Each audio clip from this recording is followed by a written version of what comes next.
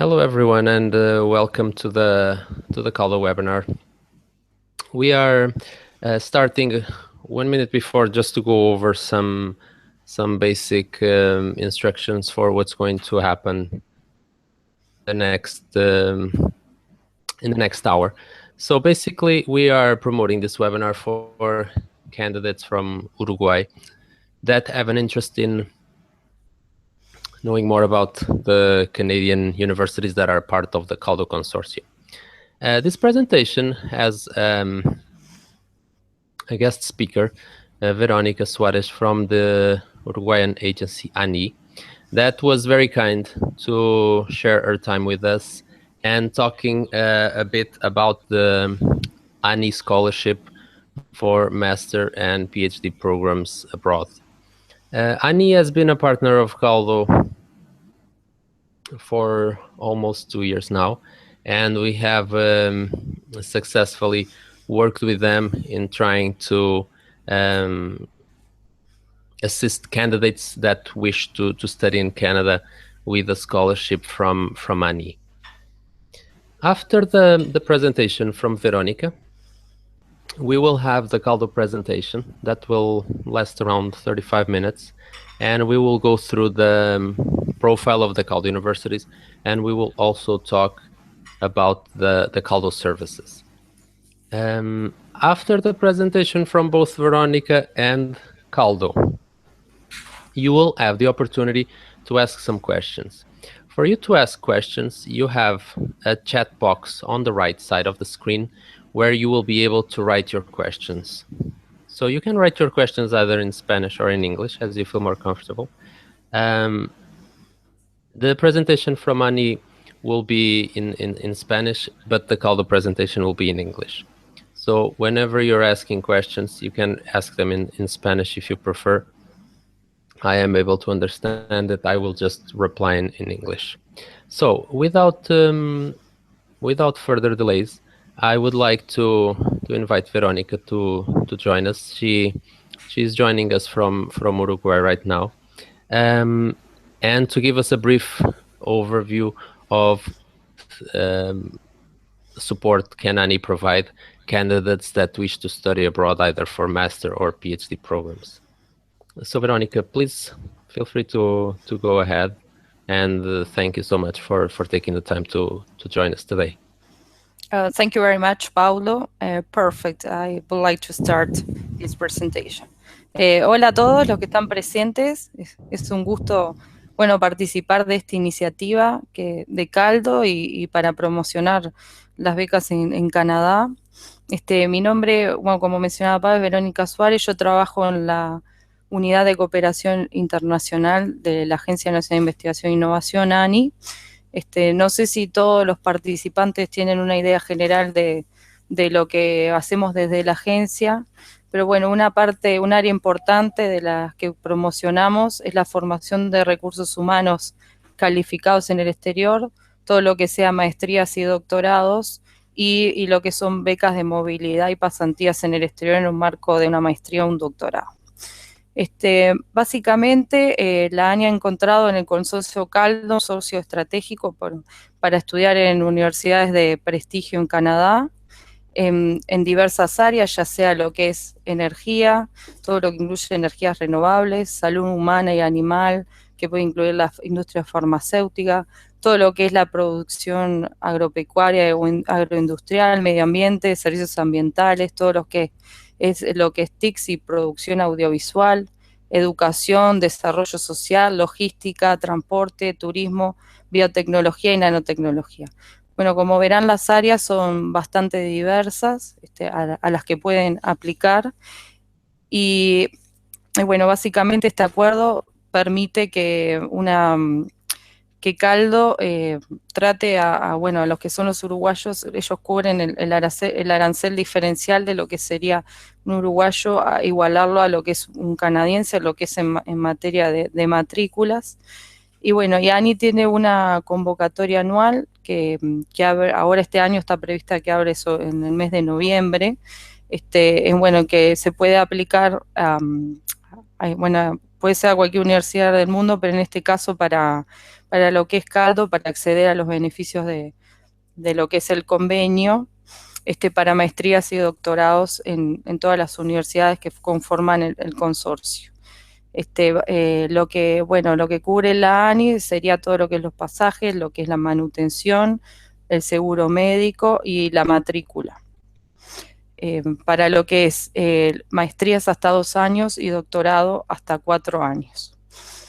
Cuando se abra la convocatoria en noviembre, ustedes, nosotros vamos a estar promocionando incluso estas becas y van a encontrar en los formularios de aplicación que tienen, les va a aparecer el Consorcio CALDO de Canadá, y ustedes lo que tienen que hacer es aplicar directamente a lo que es la universidad miembro de CALDO para la admisión, y en paralelo aplicar a la ANI para la financiación. Esto tienen que tenerlo en cuenta, que es muy importante. En la ANI hay un grupo de personas que trabajan directamente con procesar este tipo de solicitudes. Y bueno, lo que se hace, la convocatoria estaría abierta desde noviembre hasta febrero o marzo, todavía están por definirse las fechas bien, y después la ANI hará la selección y evaluación de los candidatos. Después lo que es el apoyo de CALDO es súper importante, en el sentido de que, Paulo es la contraparte directa de lo que nosotros estamos en contacto, y asesoramiento en lo que es todo el proceso de admisión a las universidades. Los poder ayudar directamente en, sobre todo, ver los programas, los tipos de universidades que tienen, y es una ayuda súper importante. No sé si en este momento hay alguna consulta o algo. Si voy muy rápido, me gustaría que me dijeran si hay alguna duda. Si no, puedo continuar. Yeah, I think that at the time there is no questions yet. One thing that I would like to ask you, because I think that the candidates will find it useful, Veronica, is when a candidate is applying to the scholarship from ANI, yes, can they submit conditional letters, so letters that are not yet the final admission letter? So, for example, if they do not meet the language requirement, no, can they start conditional the application?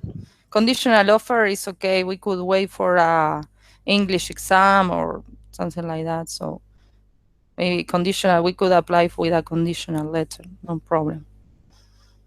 Okay.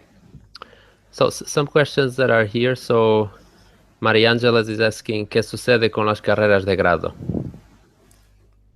La ANI no financia carreras de grado, son solo maestrías y doctorados.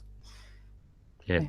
Pedro, I can ask you where you find the list of the universities that are part of CALDO.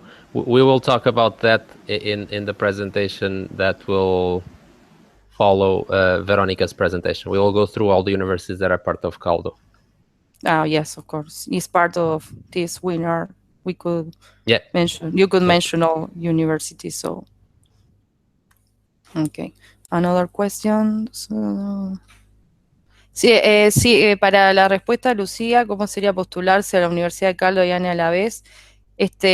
Paulo los puede guiar a lo que es el proceso de admisión a la Universidad de CALDO, para que ustedes puedan aplicar a la universidad de interés y al programa.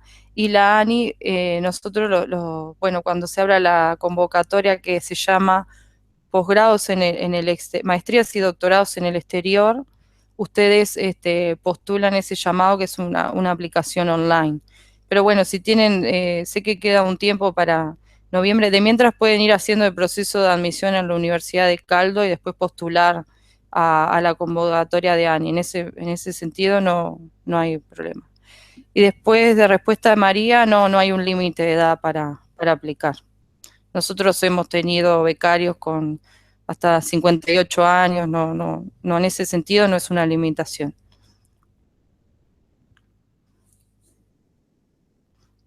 No sé si quedaron claras las dudas, las consultas. Yeah, I think it was pretty clear what your answers, Veronica. One thing that I would probably also like to ask at this point is, in terms of the scholarship, the first step is to apply online. Afterwards, what happens? So is there a selection process that takes place usually for No. how long do candidates need to wait for a reply? How does it Okay. work in terms of a timeline? Ok. Bueno, nosotros tenemos abierto, bueno, como lo que mencionaba, de noviembre a más o menos febrero, marzo. Después, la ANI cuenta con un comité de evaluación externo, lo que quiere decir que no somos los funcionarios de la ANI los que van a ver todo lo que es el nivel de estudios, currículum y demás, todo lo que se requiere para el proceso de evaluación que nosotros tenemos evaluadores externos que forman parte del Sistema Nacional de Investigadores, que están especializados en diversas áreas de conocimiento, que ellos van a ser los encargados de evaluar los candidatos. Lo que hace ese comité, bueno, tiene diferentes pautas de evaluación, dependiendo de la cantidad de candidatos, cuánto duraría el proceso de evaluación. Los procesos más largos de evaluación generalmente duran 3 meses, que es lo que nosotros tenemos previsto que más o menos en junio, mayo, junio ya se sepan los resultados del comité, y después del comité va a hacer una recomendación al directorio de la ANI, que el directorio de la ANI finalmente tiene que decidir por ese ranking recomendado de postulantes para lo que es la aprobación de la financiación en la universidad. Bueno, toda esta información después va a ser pública, lo que es el informe de cierre de la cantidad de candidatos que se postularon a las becas de posgrados en el exterior. Después, bueno, los resultados también van a ser públicos, y hay personas encargadas dentro del área de operaciones que toman contacto directo con los becarios y las personas beneficiarias. También cualquier duda y consulta durante el proceso se puede, les voy a crear la casilla donde pueden comunicarse.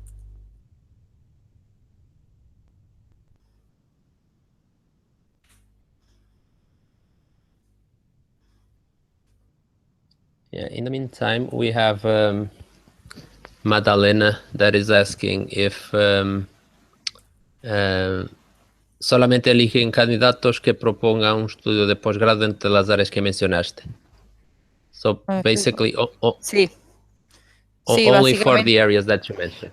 Sí. Sí, solo en las áreas que se mencionaron.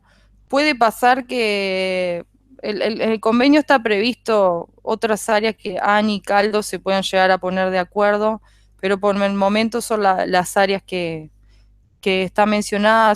Muchas áreas son muy transversales, por eso tienen que ver a dónde la apuntan. Por ejemplo, una persona que quiera estudiar Derecho puede tener especialización, no sé, energías renovables o no sé, todo lo que es bastante amplio. Por eso lo que es un economista a lo que es TICS, no, ustedes tienen que ver bien en cómo enfocar, pero es bastante amplio.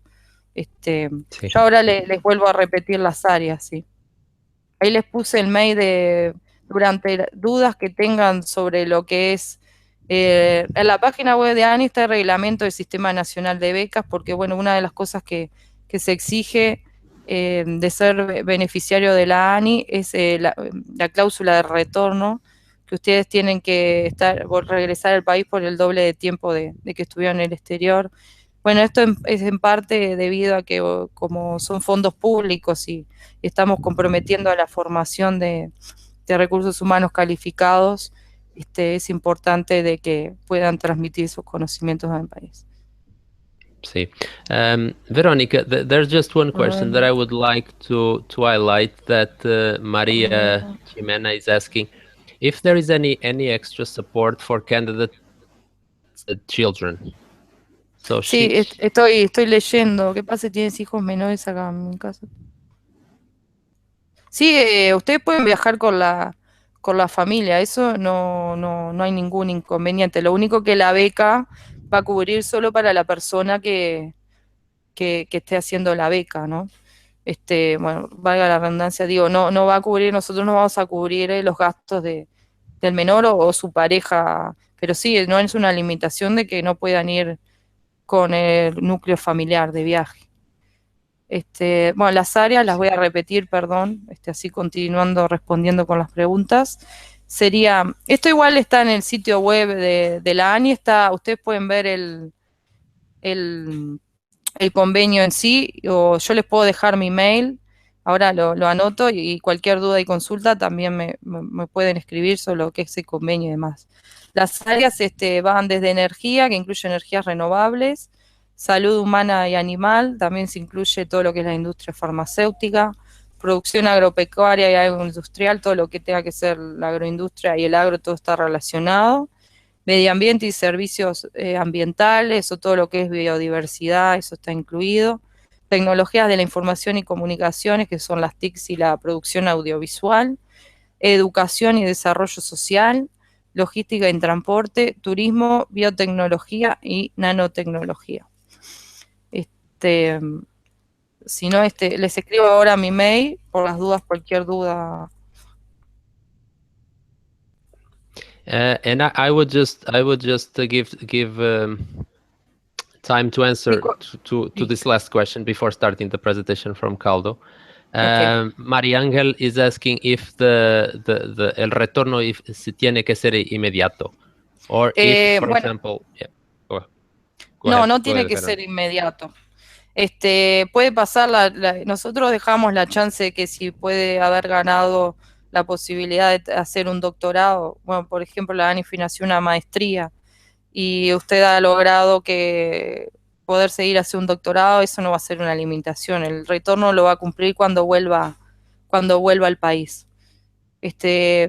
Está bueno que lean, yo voy a poner ahora el link del sitio web donde está el llamado, para que puedan ver el reglamento del Sistema Nacional de Becas, porque bueno, hoy en día ha sido un poco también más flexible, ¿no? Dependiendo de la contribución que se le hace al país. A veces hay mucha gente que no quiere decir que tengas que volver al país y no puedas viajar unos meses a hacer alguna pasantía o establecer algún proyecto o nuevas redes para el país. O sea, cada vez ha sido un poco más flexible. Ahora les voy a copiar primero el link donde está el convenio con el consorcio CALDO, para que lo puedan ver donde están todos los convenios. Y ahora les copio lo que es el llamado, lo que va a ser el llamado en sí, que ahora parece cerrado, pero bueno, ahí tienen lo que es los reglamentos vigentes y demás. Ya les paso. So, and I would take now this opportunity to move on to the CALDO presentation, so that we have enough time to cover the presentation and also have some time for questions at the end. In the meantime, Veronica will probably still be available for questions at the end. However, you now have the email that she provided, so if by any chance she's not able to be available at the end of the presentation, you can use that email for any questions that you may have to Ani. Sí, lo que pueda, Paul, sorry, we would like to answer the last question in few minutes, and maybe we could continue. So maybe in the case of, se permite a los becarios que trabajen, o sea, nosotros no ponemos una limitación que no puedan trabajar. Lo que sí, al tener una beca financiada por ANI, que digo es completa, lo ideal es que se dediquen a estudiar y cumplan durante el tiempo que esté estipulado. Sabemos de becarios que a veces trabajan 20 horas o poco tiempo, o sea, no va a ser una limitación, nosotros por contrato no ponemos limitación por eso, pero lo ideal es que al ser financiador se dediquen en mayor tiempo de estudio. Después, eso era la respuesta a Magdalena. Después a Lucía, que dice medio ambiente incluida energías no renovables. O sea, medio ambiente es un área, medio ambiente lo que es biodiversidad y lo que es energías renovables, incluye también no renovables. O sea, lo que está especificado es porque nosotros pusimos energía, que incluye todo, e incluye también las renovables, que bueno, es como algo que está muy incipiente en el país y que es muy importante, pero sí puede ser otro tipo de energía, no tiene. Bueno, creo que no, que ahí respondí todo, sí. No sé si me quedó algo, pero creo que respondí. Thank you so much. Thank you very much. No, I think you did. Thank you so much, Veronica. So I will now move on to the CALDO presentation. And we will probably need 30 minutes to cover what I have to talk during the presentation, and then we can go back to some questions and answers. Okay. So at this stage, I will start off by mentioning why should you consider to study in Canada for your master or PhD. Canada, as you probably know, is a country that is very multicultural, which means that it's a country that has a lot of people from all over the world.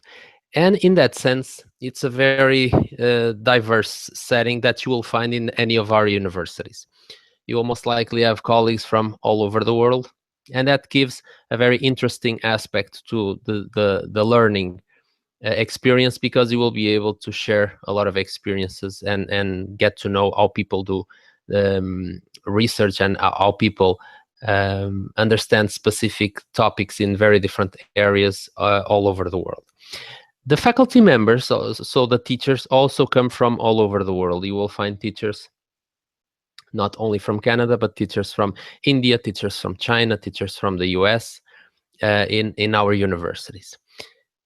Canada, in terms of investment, is one of the G7 countries that invests the most in research and development, which means that you will find that laboratories from our universities are usually well equipped with the most recent technology in very different fields. Also, something that might be of interest to you is that Canada is a bilingual country. So it's a country that has both English and French as official languages. And some of our universities offer programs in either English or French. So if you are more comfortable with one of those languages, you can always choose the one that you feel more comfortable with. Looking at the academic system from Canada, you will probably find that it's somewhat similar with what you find in Uruguay. After you do your bachelor degree, you are able to do a master degree. A master degree in Canada usually has 2 years, and master programs can be of two types: a course-based master, also called a professional master, or a research-based master, the most common type of master, where you will do a second year of a thesis of research. So you'll need to do a thesis. Example of professional masters are, for example, MBAs or masters in public health. So it's degrees that usually do not have a research thesis included, but only are comprised of courses. You will only take classes, and you might do a small project at the end, but nothing like a research thesis. If by any chance you're interested in following to a PhD, you will always need to go through the route of the thesis-based master, because that's the route that professors have a preference, because you will get skills in terms of doing research. And since PhDs are very research intensive, the thesis-based master is the master program that prepares the students the best for undertaking PhDs. Talking about PhDs, a PhD usually lasts for years. The first 2 years you might have courses, and you might also do a bit of research. However, the last 2 years, the third and the fourth year, will be research years only. So you will not do anything else outside of research. So you might do research at the university, you might attend seminars or conferences abroad or in Canada, but you will mostly be doing research during those last 2 years. Last year, the QS ranking by subject identified 99 programs from CALDO Universities that were among the 150 best programs in the world. This gives an idea of the relevance and the quality of the programs that our universities offer. Usually, what QS, what this agency does, is they identify by different subjects: agriculture, medicine, nursing, all of very different areas, which are the best programs in the world. And we are very, very proud to say that CALDO Universities were able to have 99 programs among the best 150 programs worldwide. Tomorrow I will be sending you the PDF of this presentation, and you will be able to click where it says here to get access to the list of programs, so be able to better explore the type of programs that I'm talking about. When it comes to the universities of CALDO Universities are 9 at this moment. And one thing that it's important to notice is the following. CALDO is not a private entity. CALDO is part of the university. So CALDO is an office created to assist candidates from Latin America that have an interest in studying in one of our universities with a scholarship from their home country. And by doing that, the universities are basically assisting everyone that has an interest in studying here in having a somewhat easier path to apply to the universities. Our universities are Saskatchewan, Alberta, Calgary, Waterloo, Western, Queens, Ottawa, Laval, and Dalhousie. We will now talk a bit about each of them, but I can tell you right away that if you're interested in French studies, Université Laval and Ottawa, the University of Ottawa are the better choices because they are the universities that offer the most programs in French, while all the other universities offer in English. So let's start with the University of Alberta. The University of Alberta is located in the province with the same name. And it's located in the city of Edmonton, that it's the capital of this province. So Canada is comprised of different provinces, and each province has its capital. So the capital of the province of Alberta is Edmonton. For those that are not very familiar with the Canadian geography, the province of Alberta is the one that has the most energy related industry. So you will have the companies that explore the oil sands and the gas all in Alberta. And because of that, both the University of Alberta and the University of Calgary have developed a huge expertise in the fields of energy. But these universities are not just experts in the fields of energy. In fact, the University of Alberta is probably one of the best universities that you can attend for programs in the areas of life science and medicine. They are ranked as the 31st university in the world in the areas of pharmacy and pharmacology. And they have a very relevant research being done in virology, mainly virus-based diseases. They also house the Institute for Nanotechnology. One other important element of all of our universities is that they are comprehensive universities, meaning that they offer programs in all areas of knowledge. And just for you to have an idea, between master and PhD programs, our universities offer around 2,000 options. The University of Calgary is located in the city with the same name.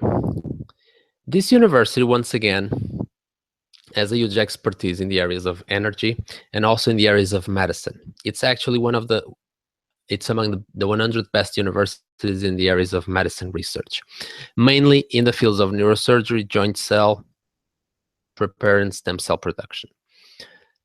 The University of Calgary is one of the youngest universities in Canada. This university has less than 50 years and has already established a reputation as being one of the leading universities in different fields, which is remarkable for such a young university. In Halifax, we find the University of Dalhousie. Halifax is just beside the Atlantic Ocean.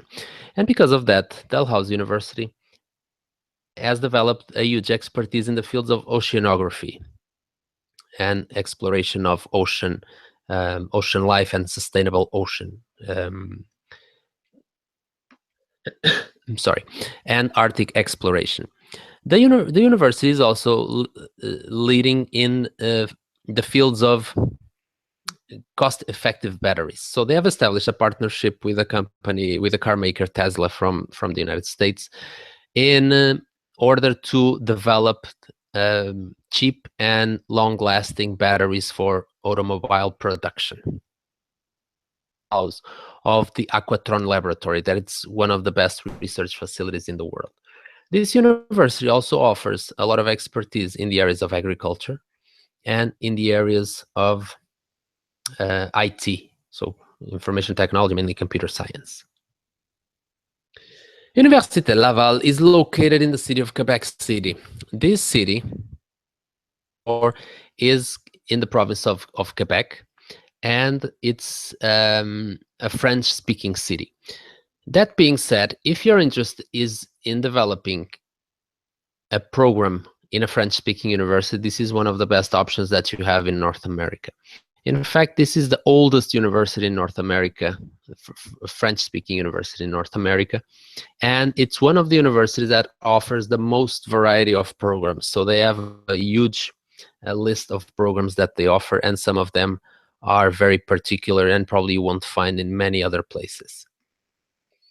The university has a huge expertise in the areas of forestry. They also have state-of-the-art laboratories in the areas of optics, photonics, geomatics, and climate change. They are also one of the few universities in Canada that offer programs in agriculture and food science, and also they have a very prestigious medical school. The University of Ottawa is located in the capital of Canada, in the city of Ottawa. This university is the largest bilingual university in North America, which means that it's the university that offers the most programs either in French and in English. So if you, in the case that you even prefer to have some programs, some courses taught in French and others taught in English, it's possible to do so at Ottawa. This university has a huge expertise in the areas of life science and medicine, and it's home of one of the best laboratories in the areas of quantum photonics in North America. They also have very relevant laboratories in the areas of construction and nanofabrication. The University of Ottawa is also a leading university in the areas of law. Because it's located in the capital city, they have developed huge expertise in the areas of political science, law, and other areas such as public administration. So this is a university that has a lot of good quality programs in those fields. The university is located in the city of Kingston. Queen's University was in the news in 2015 because one of their professors won the Nobel Prize for Physics. Beside the areas of physics, this university is also very strong in the areas of business and geography and area research. They also have a huge department in the areas of education. They do a lot of research in the areas of cancer research and in the areas of fuel cell, virtual computing, and policy research. The University of Saskatchewan is located in the city of Saskatoon. This university is probably one of the best universities in the world if you're interested in doing a program in veterinary. Their campus has developed a lot of has a lot of specific facilities for the areas of both agricultural and veterinary science.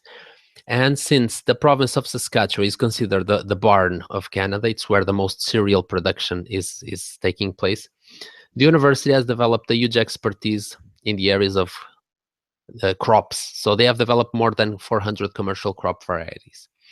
Aside from that, they also have a strong reputation in the fields of water security and Aboriginal studies. Moving on to the University of Waterloo, located in the city with the same name, you will find one of the best universities in the world in the areas of information technology. The University of Waterloo is responsible for what is now being called the Silicon Valley of the North. A lot of very prestigious American companies are setting up offices in Waterloo because of the university. So you will find offices from Google in Waterloo because of the university. This university is considered to be the 26th best university in the world in the areas of computer science. It's also among the 30 best universities in the areas of mathematics, among the 50 best universities in the areas of geography and area studies.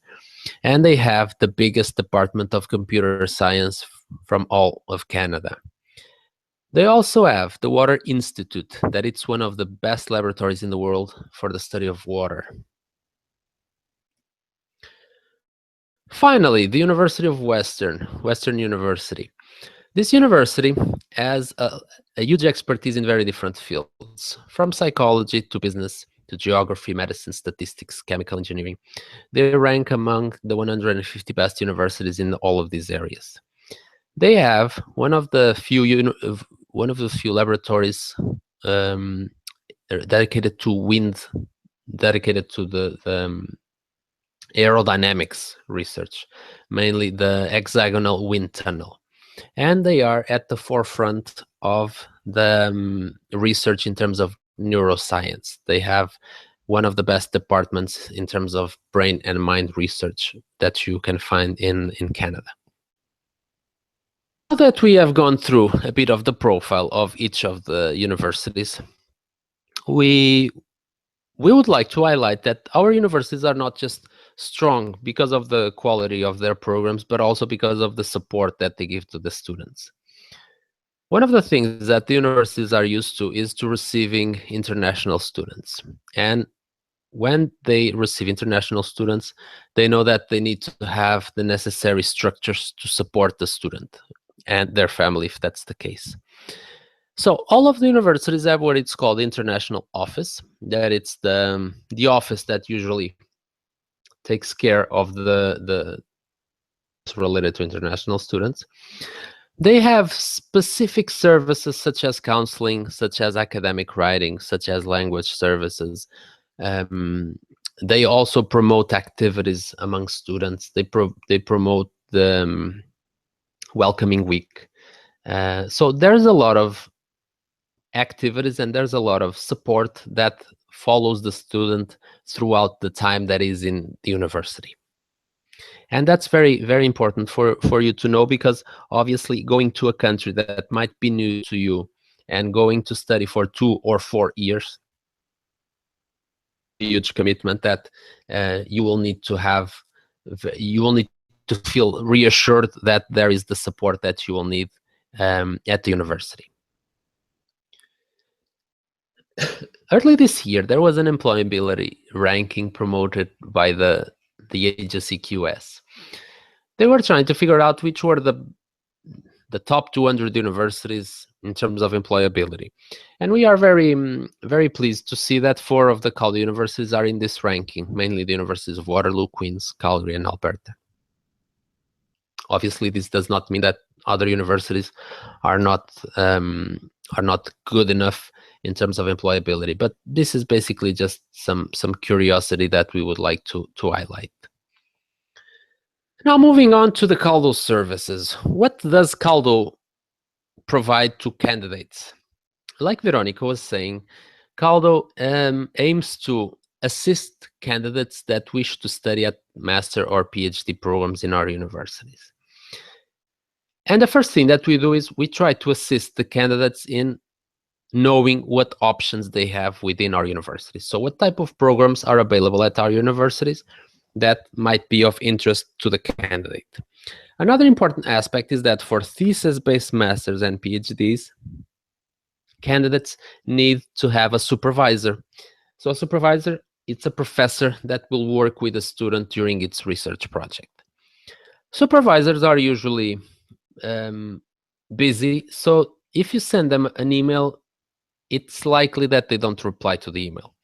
So what CALDO does is we work alongside the universities to make sure that candidates that submit a full pre-application via CALDO get the documents to the supervisors that they would like to work with, so that the supervisor can assess them.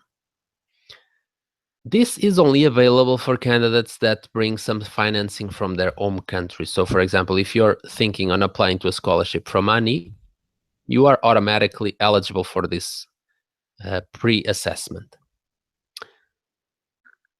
In terms of the pre-assessment, some of the characteristics are then that students will need to bring some funding from their home country. This is a free service, so you don't pay anything for the service. There is a series of documents that you will need to provide and that I will talk in a while.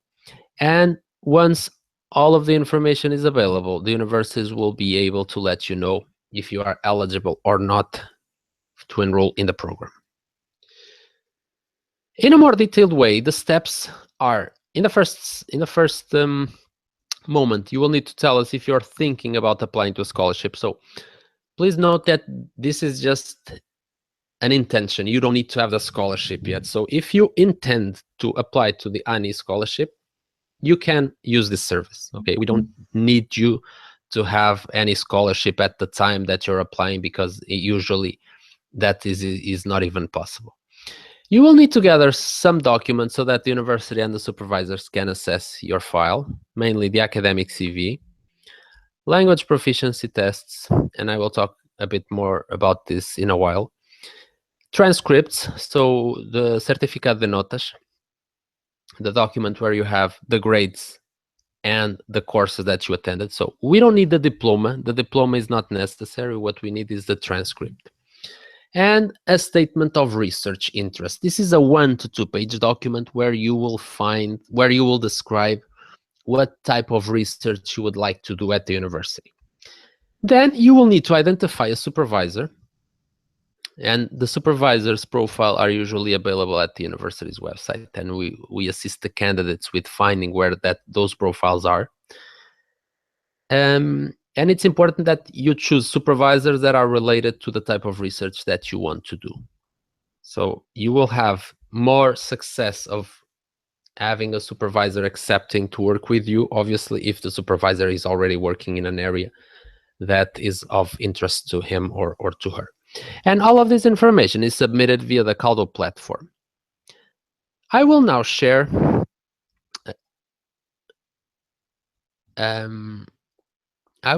with you what the CALDO platform looks like, so that you can have an idea of how does it work and also how you should use it. So if you go to the CALDO website, what you will see in our main page is basically an introductory message about what it's CALDO, what we do.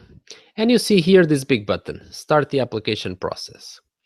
This big button will take you to the CALDO platform. Just before going to the platform, let me just give you some indication of useful resources. In our website, we have this tab here called Resources. If you click here, Info to apply, there is a series of information and documents that will be very relevant if you are thinking on studying in one of our universities. These documents here will assist you to make an informed decision as to how to apply via CALDO, and also if you are prepared to come to Canada. So you have information here on things that you will need to do for the pre-assessment. So how to write a statement of research, how your academic CV should look like. If for your case it's more interesting, the TOEFL or the IELTS test in terms of the language test. Also information on Canada, information on the immigration website, information on how much money you need, information on interesting aspects about Canada, and also 2 important social media tools that are our Facebook and LinkedIn. Usually through our Facebook, we post all of the recent news of what CALDO is doing. And you also have here the CALDO Universities profile document, where you can have access to what are the most relevant aspects of each of our universities, and also information about the CALDO language schools that could be of interest should you be interested in improving your English or your French. So going back to the main page, actually you don't need to go back to the main page. If you click on the start the application process, you will be directed to this page. This page is basically a database for which you will be uploading information. I will strongly advise all of you to read this information in the first page, and to watch the video that it's available here. This video gives you an overview of how to apply. The first thing that you will need to do, obviously, is create a new account. After you create the new account, you insert your username and password, and you log in into the platform. Once you are logged in, you will need to start, or in this case, continue your graduate application. It says start or continue because you don't need to do this process from start to end. So you can do this process in stages. You can start populating some information and then save it and come back when you have the rest of the information. So in a nutshell, this graduate application platform has personal information that it's very straightforward, academic background, which you will need to include information of what sort of degree you already have, but a bachelor or master. So you will put here each of the degrees that you have. You can have more degrees just by pressing here. So if you have a bachelor and a master, you will put both. Okay. You need to fill out the information of where you obtained the degree and the date. The academic records are the documents that you will need to provide for the universities and the supervisors to assess your file. The academic transcript, like I said, is the certificado de notas, is the courses and the grades that you had in either your bachelor or master program. If you have both, if you have a master program, you should put the transcript of both the licenciatura and also from the master's program. You will also need to provide translated copies of those documents. So for the pre-assessment, if you don't already have a translation done by a professional translator or by your universities, some universities might provide the documents in English or in French. You can do it yourself as long as it looks like the real document in terms of all of the courses need to be listed and the grades. Okay, so it needs to have exactly the same information. The curriculum vitae is basically a description of what you have been doing so far in terms of professional and academic experience. The statement of research interest is a 1 to 2 page document where you will highlight the type of research that you would like to do and the language proficiency score. The language proficiency score for the English language can be the TOEFL IBT or the IELTS academic. Please note that the TOEFL has several versions. He has an ITP that is not useful. So you will need to have the IBT. The DELF, or the TFI are the tests that you will need to submit if you're interested in doing French, studies in French. If you have other supporting documents, you can have them here, and you can have several documents. So you just need to click as many times here, and the documents will automatically upload below. Like I said, for you to enroll here, you will need to have a scholarship. This list needs to be updated because it doesn't have the INE. We have been doing some changes here, so some information went missing. But you can also use other and put in here the name of the agency. Okay. Then the program start date, which would be the program. Sorry, the start date is here, which would be the date that you would prefer to start. This does not mean that it will be the final date. And the type of program that you're applying, if it's a full PhD, if it's a master, or so on. And then you get here to the program of interest. The program of interest will be where you will put all the information on the universities and programs that you would like to attend. So you have in here a search box for programs and also for universities. And you just need to tick the programs of your interest and submit them here. Please note that you will be able to choose as many programs as you would like. However, for each program, if it's a thesis or a PhD, thesis-based master or a PhD, you will need to identify at least one supervisor. So we are not able to send this information to the universities without a supervisor being assigned for each program. For you to add programs, you just need to click the green button. Finally, if you have any comments or any information that you would like to add, you can write them here and you save your application. Once the application is saved and everything has been included, you submit your application to the CALDO office by clicking here.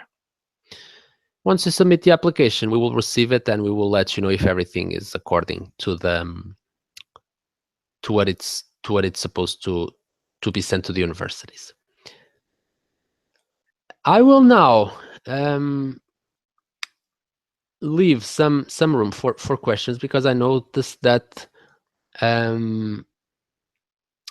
that you were asking some questions while I was doing the presentation. Just one last thing that I would like to mention so that I don't forget. What CALDO does for the candidates is a pre-application. So basically this means that this is not the final application. So let's imagine that you're interested in applying to 5 different universities, but you're not sure which one would be the one that gives you admission. So you can submit a pre-application via CALDO, and then based on the replies that you get from the universities, you decide, okay, so I want to apply to the University of whatever.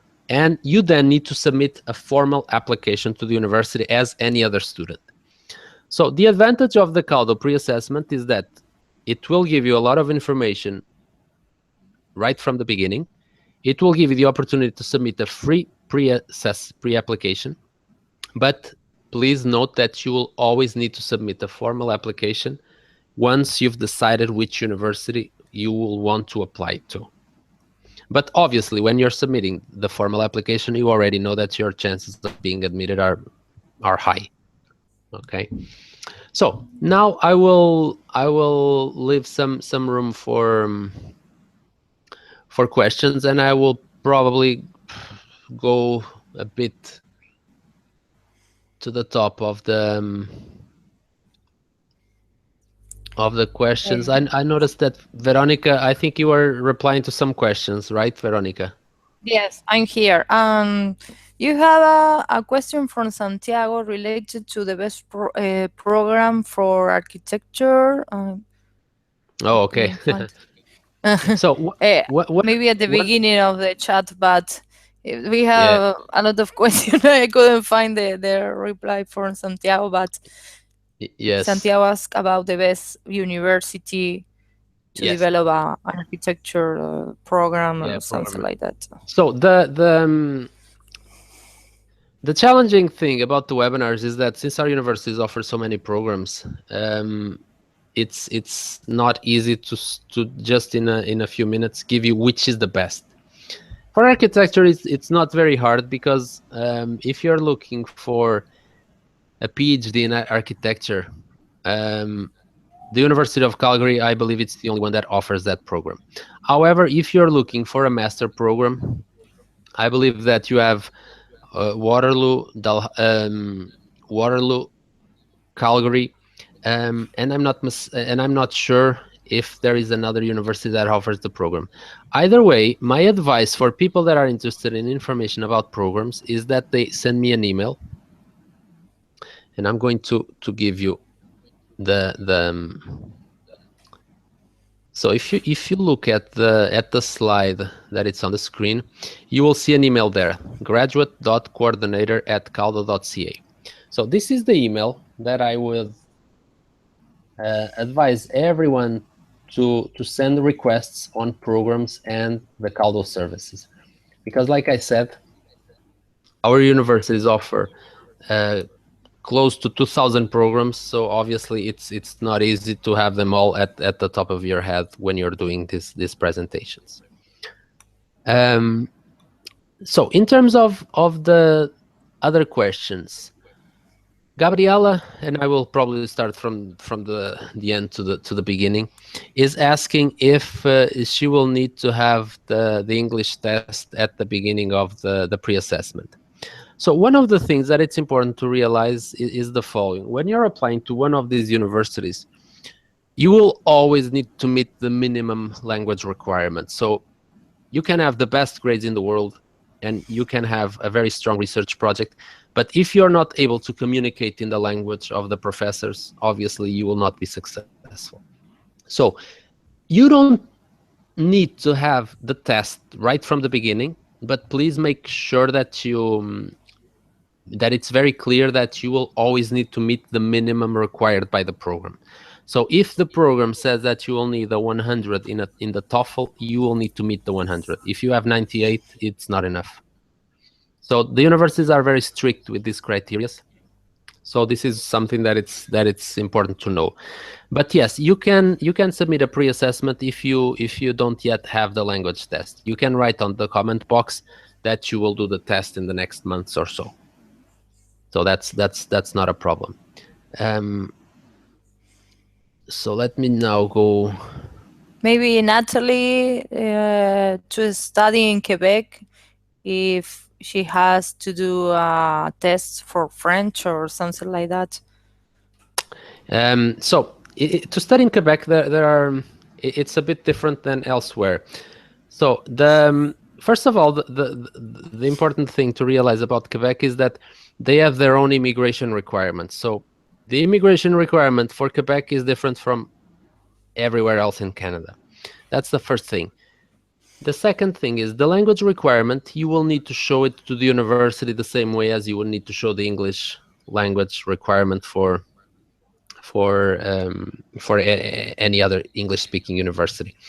Eventually, I'm not entirely aware if immigration requires the candidate to show evidence of French proficiency. However, that it's something that we can confirm at the immigration website. I'm not sure that you will need to have a specific grade. However, if you have an admission letter from a university in Quebec, immigration will not have any issue in giving you a study permit. That's for sure. Let me see if there are other. Maybe Pedro Cachota, which university from CALDO are the best in audiovisual music? Audiovisual. So I know that the University of Western has a program that, if I'm not mistaken, is related to audiovisual. If you are interested in music, several offer programs in music, and you can send me an email with the exact area that you're interested, and I will exactly pinpoint which are the best options for you in terms of the universities. There is a question here that I want to reply from Lucia.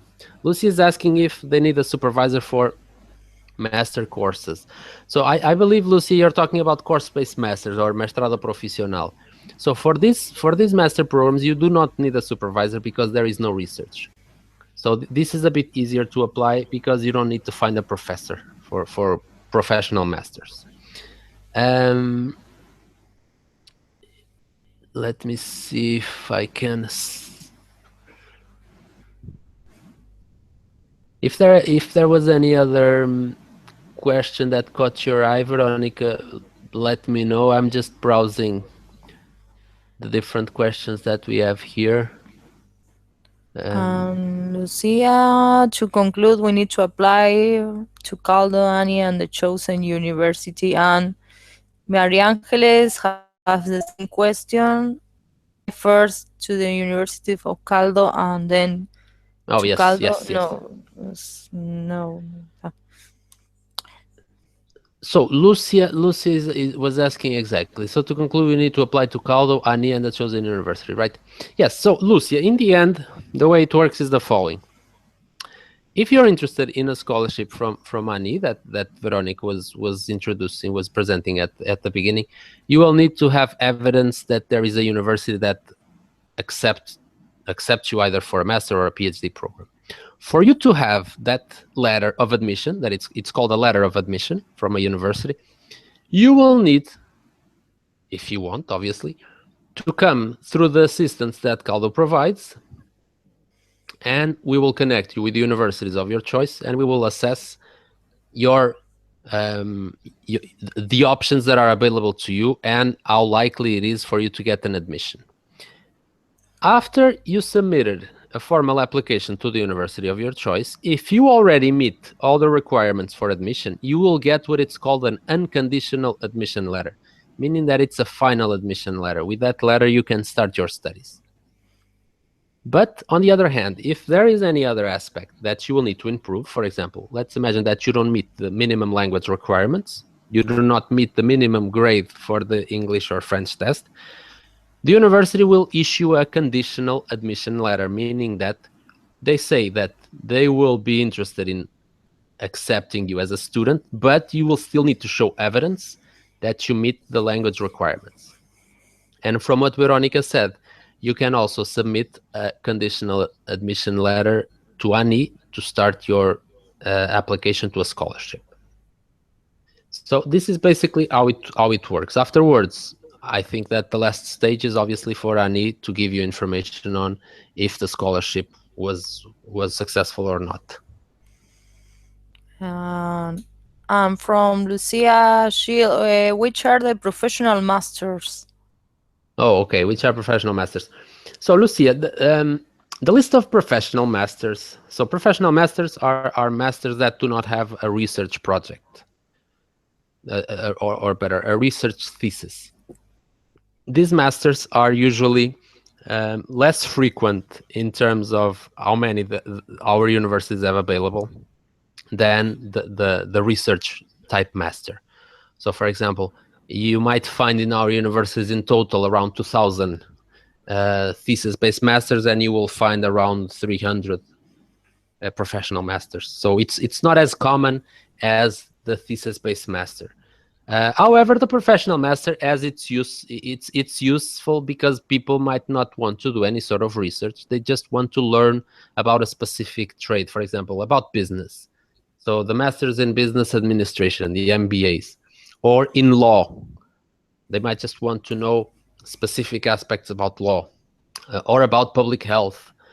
So all of these programs, or in certain programs of engineering, so civil engineering might not be interested in doing a research project about structures, but he wants to know more about it.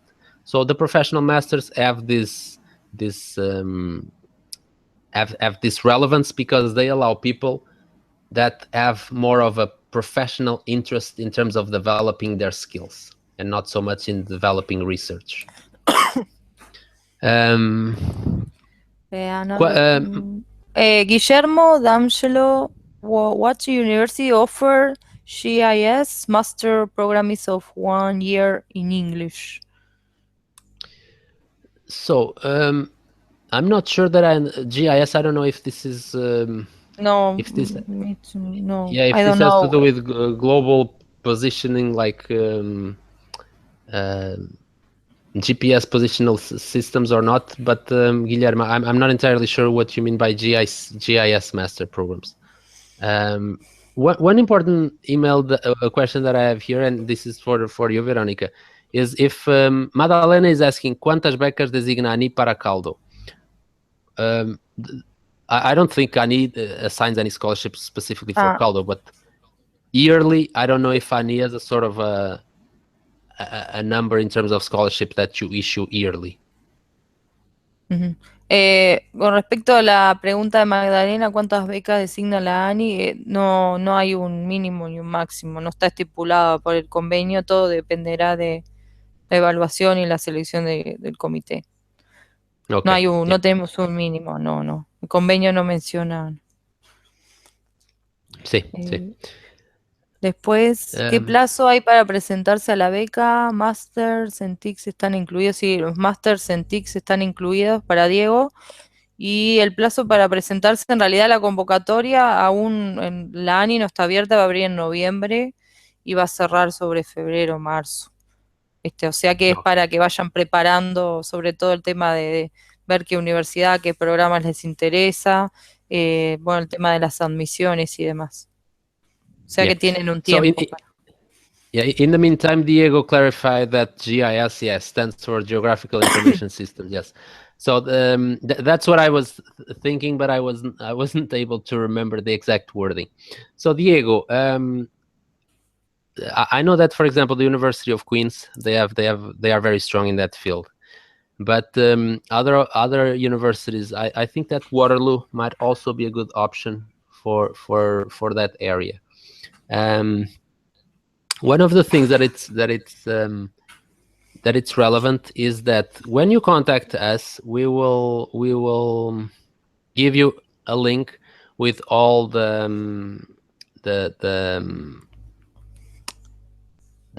with all the links, sorry, where you will find the lists of the programs that our universities offer. So this is something that can be very useful if you want to have an overview of what are the options that our universities offer. Bruno, if you apply to the ANI scholarship November, February, and you are successful, when is the estimated date, month of the beginning of studies in Canada and first payments? So in terms of the starting dates, Bruno, usually the start dates in Canada are in September and in January for most programs. Depending on the program, some of them might not be available in both of these periods. So some might just be available to start in September or in January. However, all of these things are confirmed with the university, and if that's the case, with the supervisor. Okay, so the start dates are usually part of the admission letter. So the admission letter says that the student is supposed to start their studies in, let's imagine, September 2017, something like that. Okay.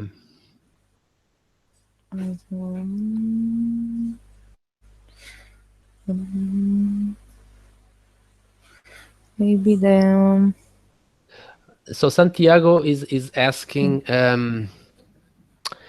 if they can apply to carreira de grado en las universidades de CALDO, apesar de não aceder à beca de ANI. Santiago, CALDO does not provide assistance for licenciaturas. So for information on that, you will need to go directly to the universities. So we only provide assistance to graduate programs, so master, PhDs, postdocs.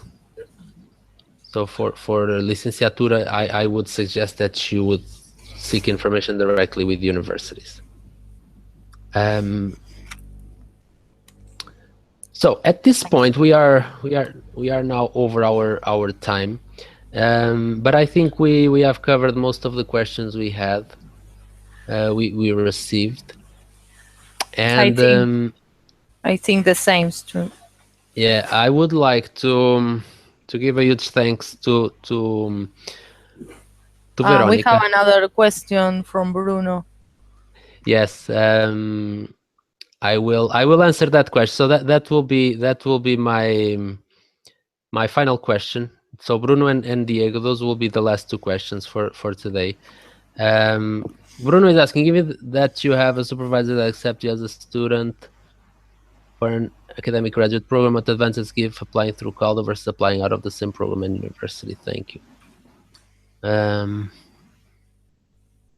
So Bruno, like I mentioned, the advantages of applying via CALDO is that if you are not able to reach a supervisor, which happens very frequently, CALDO is probably your best option in terms of getting a supervisor to review your file as fast as possible, and also having access to the programs that our universities offer. And since all of this is for free, this is a huge benefit, because it will save you time, first of all, and it will also give you privileged access to universities and supervisors. Diego, la beca cubre estipendo mensal?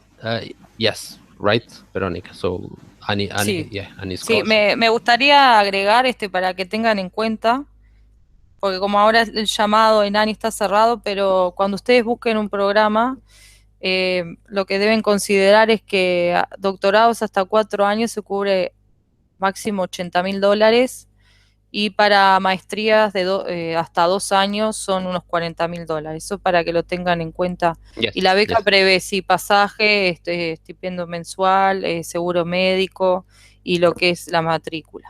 Yeah, and those are American dollars that are more in Canadian. It would be more when you do the currency. Yeah. Sí, y otra ventaja, bueno, que tiene, que ya lo había mencionado en las becas, es que como CALDO cubre el diferencial de lo que es la matrícula, a ustedes le van a cobrar como que si fueran canadienses, no como Yes, extranjeros. Sí.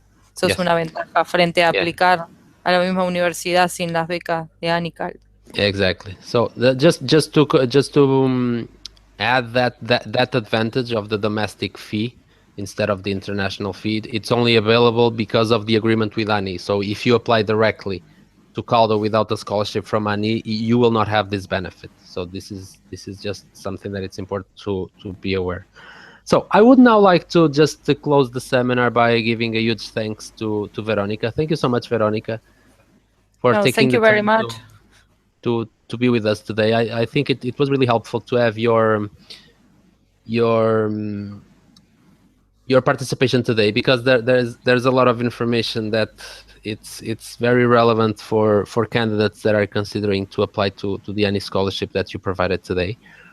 I would also like to say that tomorrow you will receive the presentation, and this is also being recorded, so we will also send you the link of the recording for future reference. Okay.